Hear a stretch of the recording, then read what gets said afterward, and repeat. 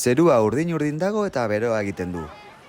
Egun aproposa da kanpoko igerilekuetara joateko eta horrela pentsatzen dute ibartar askoak ere. Bertara jo dugu goizean eta dagoeneko jendea uretan harrapatu dugu. Ea zer kontatzen diguten. Jende asko, danak batera, normalian, umiak nahiko gaizki portatzen dira, gero betiko trampekin, txartelekin, batzuk erabiltzen dute aitarenak edo ez dakin horrenak eta kentzen ditugu. Eta batez ere hori, bezala jendea ondo portatzen da. Nahiko ordurik etortzen da ez daki beruagatik eta horregatik ansiosa etortzen da, bai.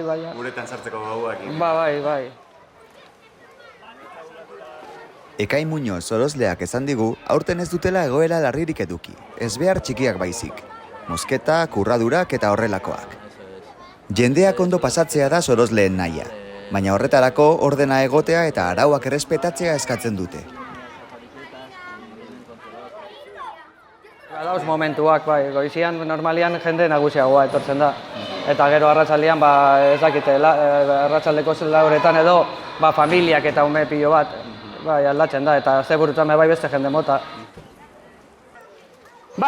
Astizak egindako udaleku irekiak dira, batzutan hemendik Eibarren tokatzen da sosere egitea, eta bestetan igual Hondartzara goiaz beste herri batera, Zumairak, Getariara, Ondarrura, eta egia da oso ondo pasatzen dugu. Eta, nahiz eta espazio nahiko txikia izan, dana dakagu nahiko gertu. Toallak, dutxak, ura, eta egia da oso talde jatorra diela, oso ondo pasatzen ari garela, gutxi gelditzen zaigu, zoritxarrez lasaileko batzuk bihar San Asensiora doiaz, baina iturburukoak eta gainontzekuak gurekin egongo jaztira arte, hasi espero dugu dana motia baietz. Lehen ikasten egea, lidergoatzen enpresagintza eta berrikuntza, urrengo irailen goatz bidai batea Korea eta India. Orduan, dirua lortzeko hemen hasi egina eta nahiko gustora.